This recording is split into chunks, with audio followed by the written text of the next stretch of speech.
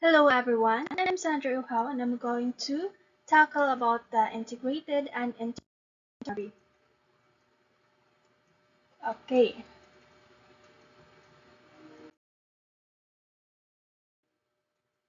now let's proceed to the definition of integrated and interdisciplinary learning. So this one, integrated learning is when related skills and concepts are combined in one lesson only. And instead of teaching skills separately, so the teacher connect them together in the same.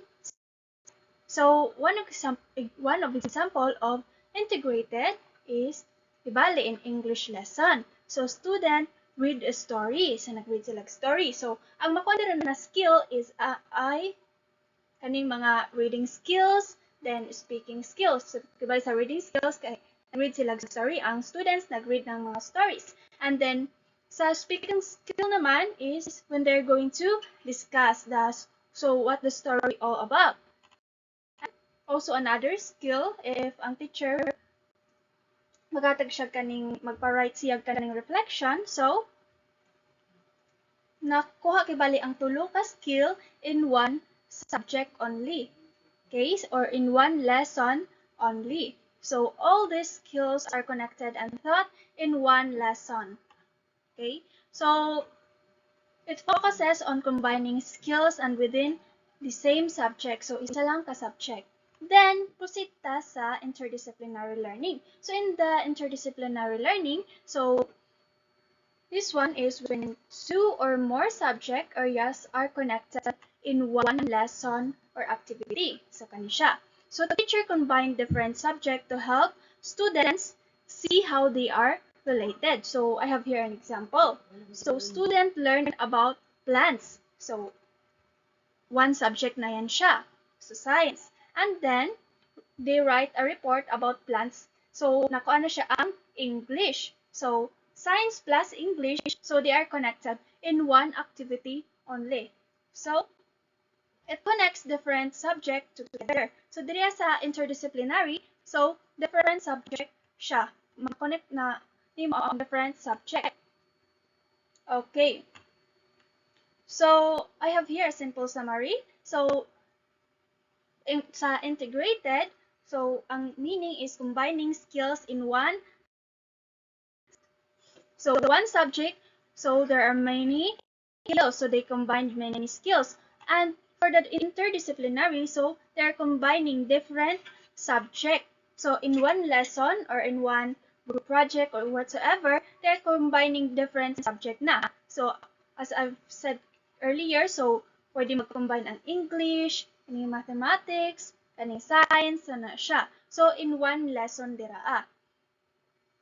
Okay, now, so this is the one activity. So let's skip that. And now let's proceed to, wait. Okay, now let's proceed to the importance of integrated and interdisciplinary learning. So first, it helps learners to see connections and among subjects. So this means students understand the subject that are related to each other. So they see what they learn in one subject and they can use it in another subject. So I have here an example na sad. So math is used in science experiments. Okay, so English na sad is used to write reports in Araling and Lipunan. So they use different subject but in one lesson only. And also, so in integrated, so they can use different skills. The skills of the student can be boosted in one lesson only. Okay, so it makes learning more meaningful and relevant. So learning becomes more interesting because students understand how lessons are useful in real life or in real life situation. So they don't just memorize information. So they understand why it is important, and also it can boost their skills. Okay? So, for example, learning about money in math. So, math na siya. So, help student know how to budget in real life. Okay? Okay, so this one, we can use this in a real life situation or real life scenarios. So, students see the purpose of what they are learning. Okay, now, it promotes real world of knowledge. So this means a student can use what they learn in real life situation. So they apply their knowledge outside the classroom. So for example, so students learn about environmental protection and practice recycling at home. So learning is not just for schools. So it can be used in everyday life. Okay. So that's the example of the importance, and also that is the importance of the integrated and interdisciplinary learning. Okay, proceed tayo sa next. Is the question of our activity. Okay, proceed. So, ano nga ba ang principles ng integrated and interdisciplinary learning? So first, it focus on learner-centered instruction. So lahat naman palagi natin ginagamit ngayon na generation is ang learner-centered instruction. So the teacher will only facilitate, and so the learners will discover the lessons or whatever on their own. So the lessons are designed around the student, making their interests, their needs, and their abilities guide to learning. And students are active participants, not just listeners. Okay? So it is also an emphasis on active learning and participation. So students learn by doing.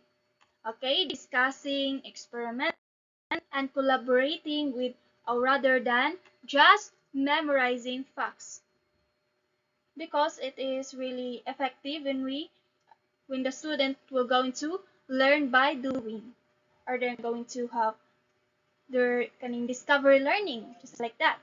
And also use of real life problems and situation. So lessons connect to real life experiences. So student can see how or what they learn applies to everyday life. So that are the principles of integrated and interdisciplinary learning.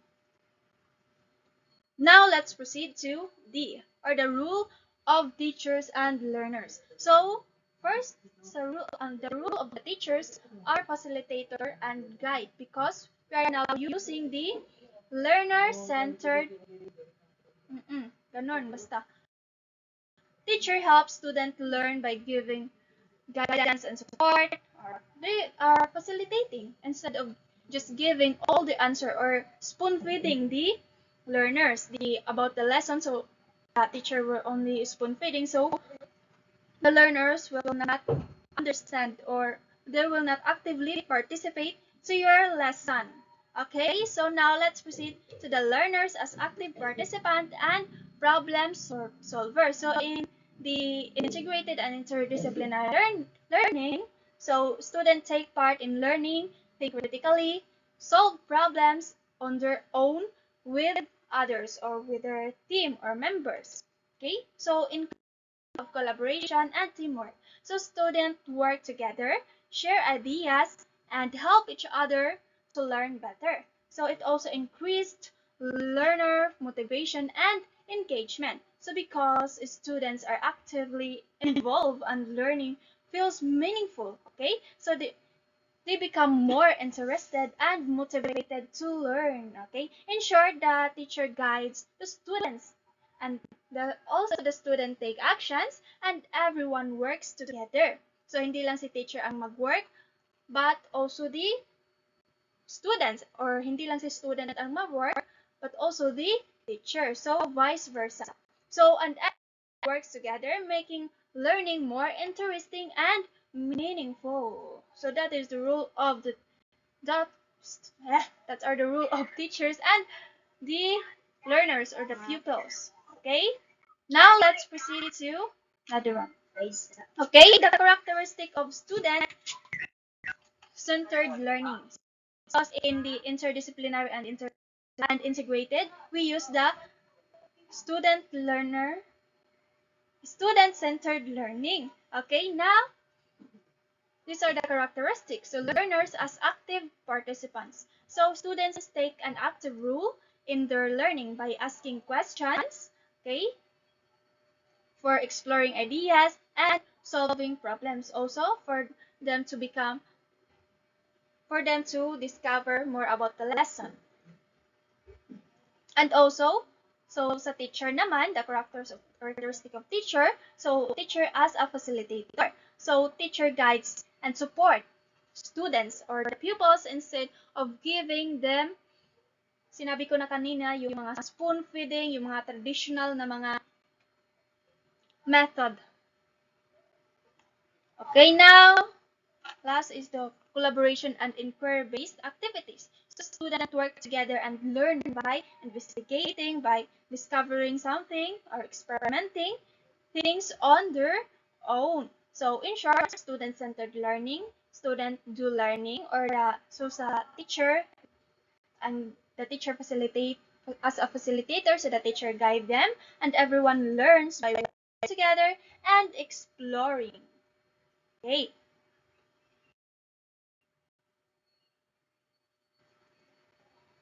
Now, okay, proceed to F, so designing a student-centered learning scenario. So, these are the scenarios. So, identifying a real-world problem or situation. So, start by finding a problem or situation that student might face in everyday life. So, ano yung na nila in everyday life? So, this makes learning meaningful and relevant. So, okay. So, selecting related subject. So, choose which subject.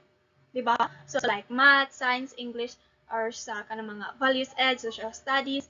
Kay, if we use kaning another subject na hindi naman related sa lesson mo, so, what's the connection? Okay? So, it can help students solve so this shows how different subjects connect in real life scenario situation whatsoever.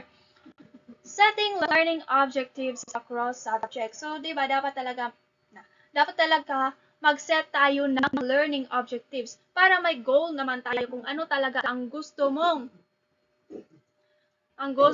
malaman or ma-learn ng mga students mo. Okay? So decide what students should learn from each subject while working on the problem. So this helps guide their learning and keeps it focused. So para ma-focus dyan sila. Okay? So that is the designing of student-centered learning scenario. So yan ang mga scenario.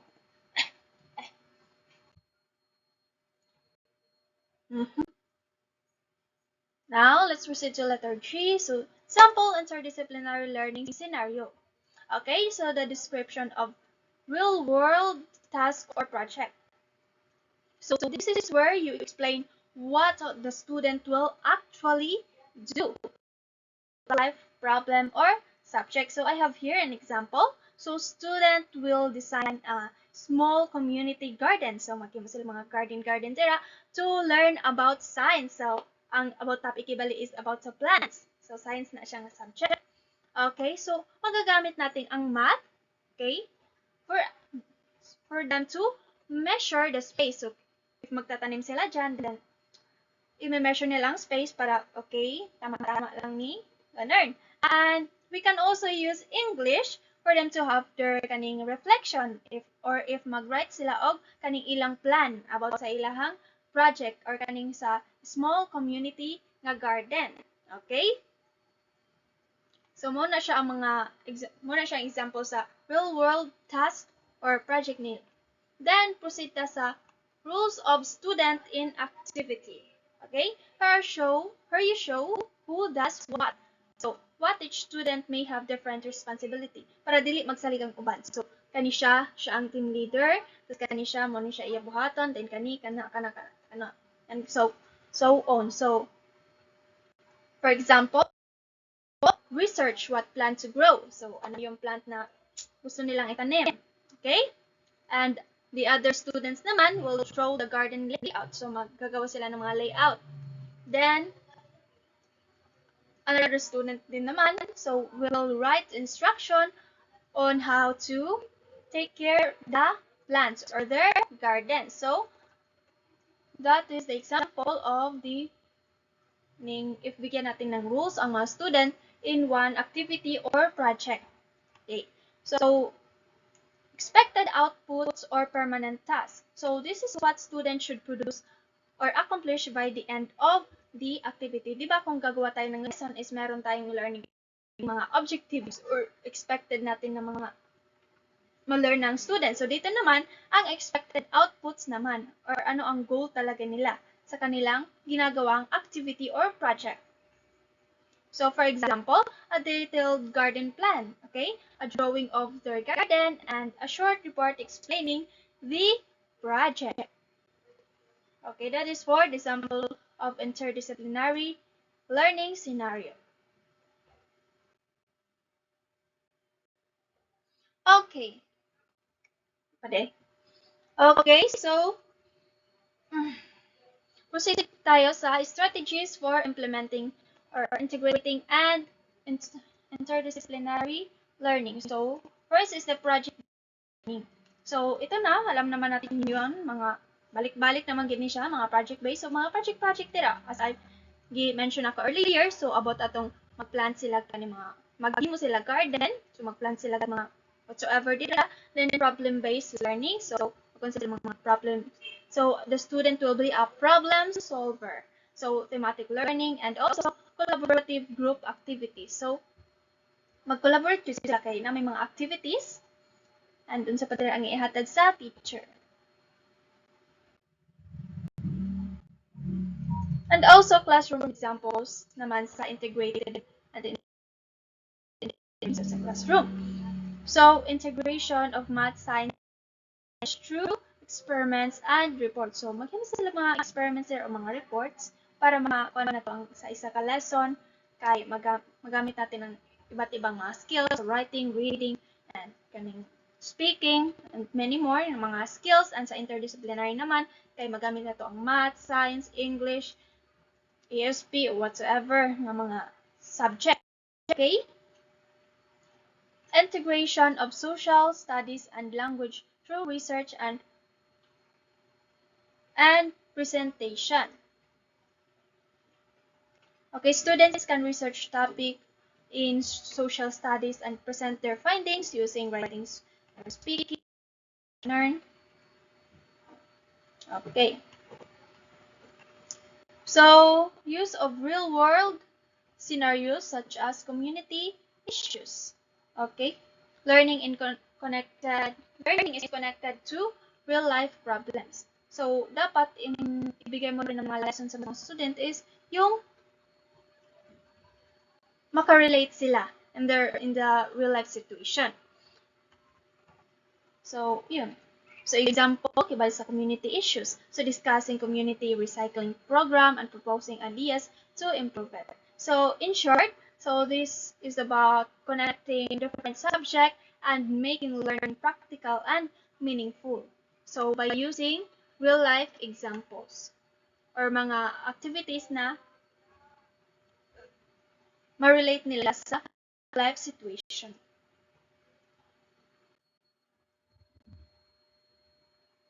Let's proceed. So, proceed tayo sa benefits of integrated and interdisciplinary learning.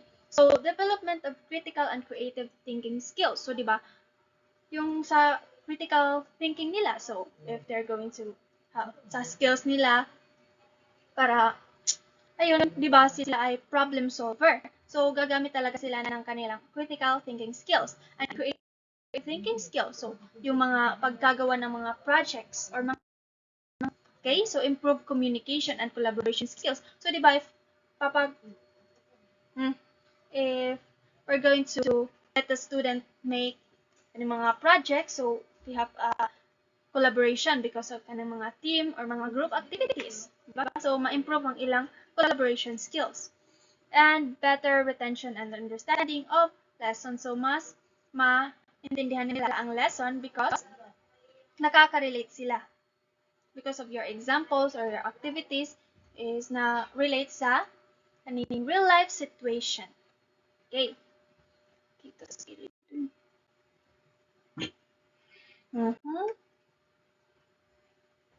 Okay, so that is for atong integrated and interdisciplinary. Now, present tayo sa technologies and multimedia.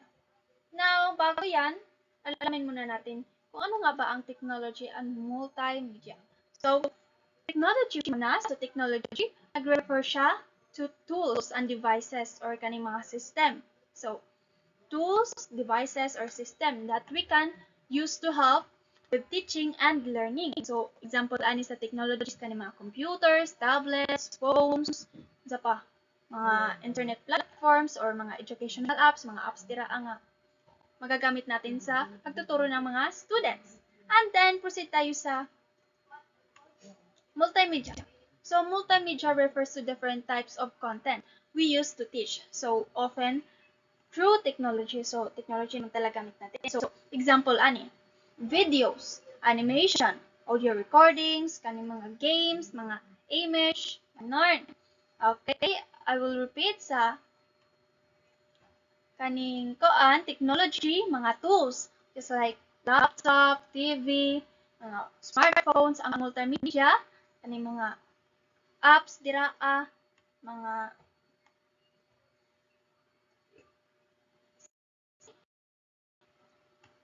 mga apps, then mga videos, mga animation madira, mga recordings, okay? So mga interactive games about sa lesson. So just like ABCya, Padlet, mga Canva, ng Math Playground. So yan, yan ang tinatawag nating multimedia.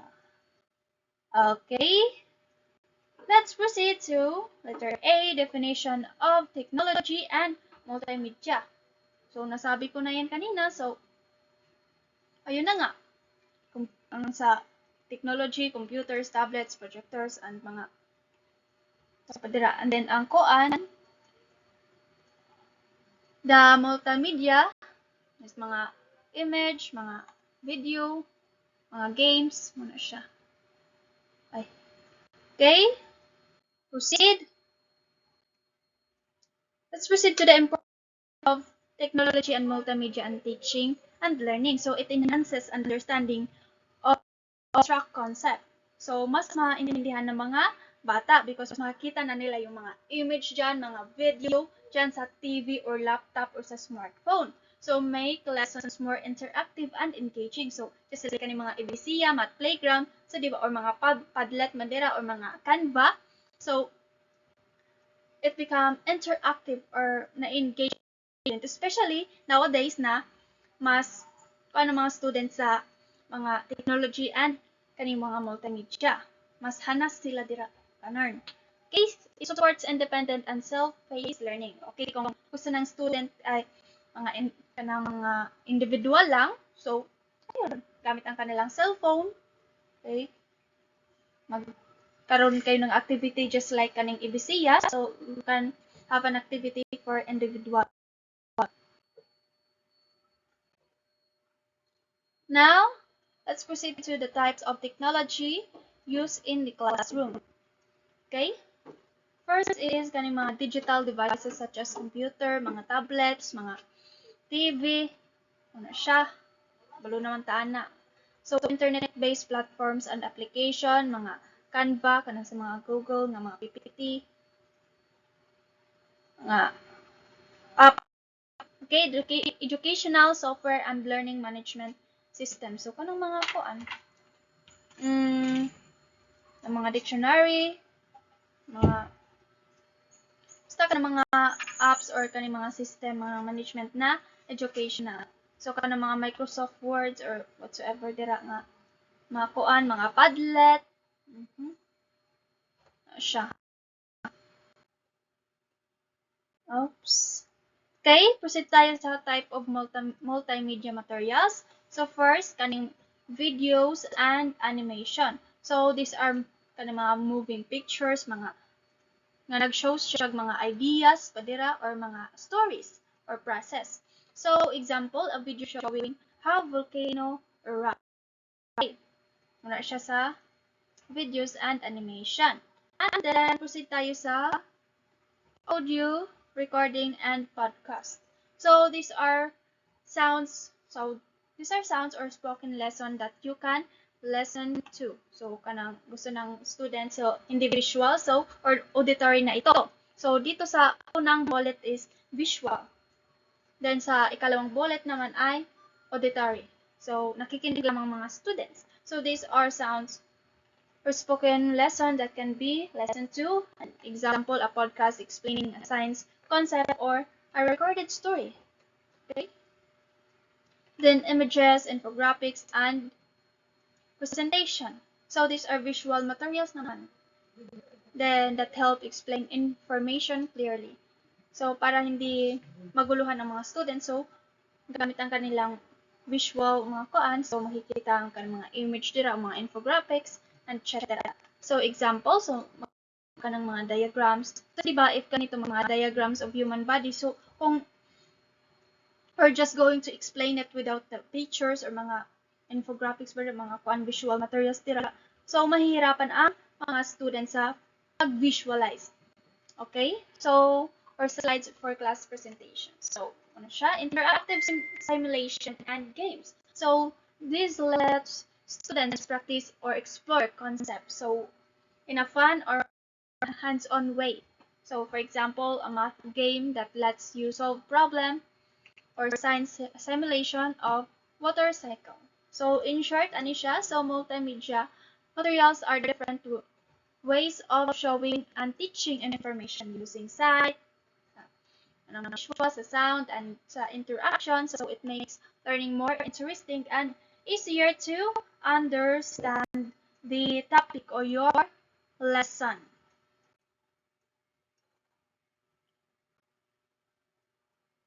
Okay, proceed to the consideration in selecting technology and media.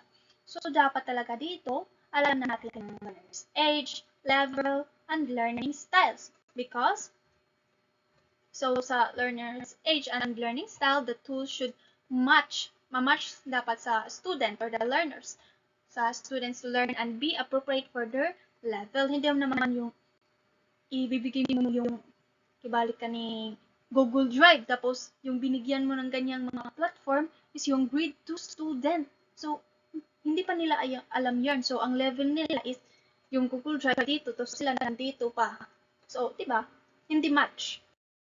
So, available resource and mga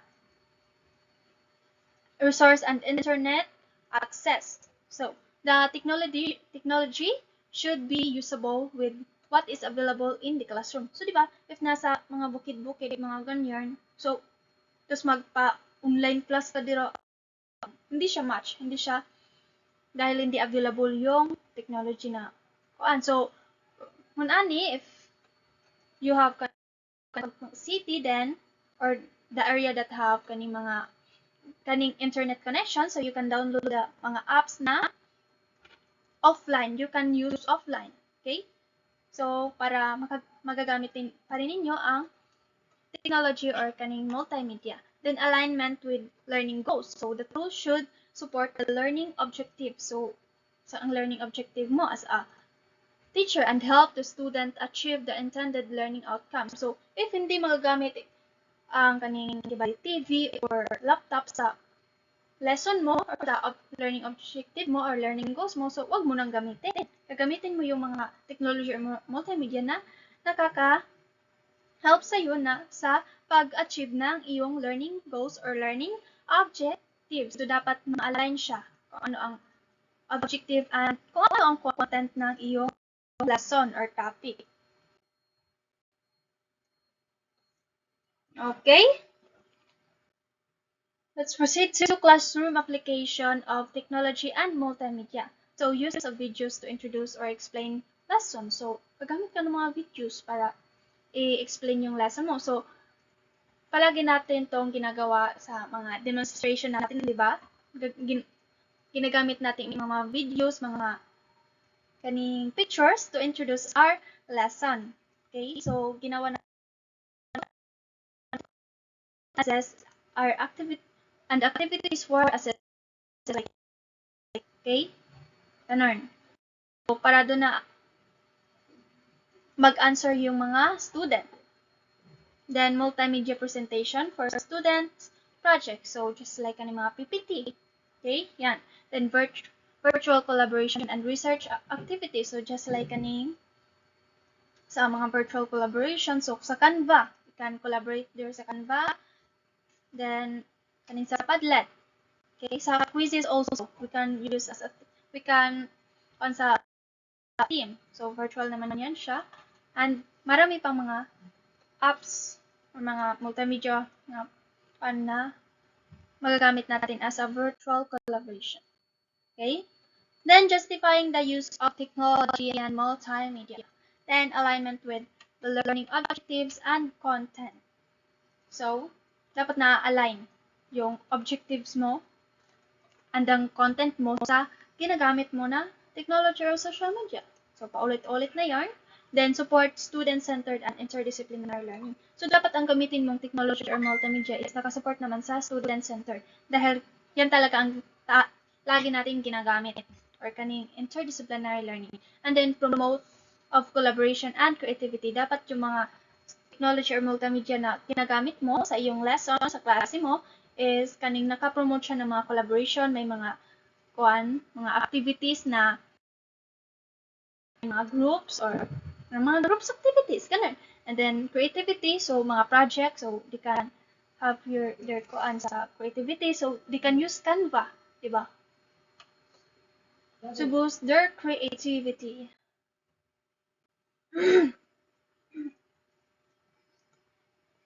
Okay, now, let's proceed to the example of technology and multimedia. So, ulit-ulit, mga videos and simulation for concept visualization. Okay na siya. So, educational apps, mga Canva, mga Padlet, mga sa Google Drive, okay, mga Google Classroom, okay, so multimedia presentation, mga PPT, Canva also, for student outputs. So, if gagawa mga student ng mga outputs, so yan ang gagamitin nilang mga platforms or mga apps. Okay, proceed tayo sa impact of technology and multimedia in learning. Okay? So, it improve engagement and participation. So, di ba? Dahil gamit na yan ng mga students ang kaning multimedia and technology. So, mas makaka-relate sila o mas gaganahan sila na mag-aral, learn ng lesson mo. So, it improve also. So, and mo participate sila. And then, enhance understanding. Enhance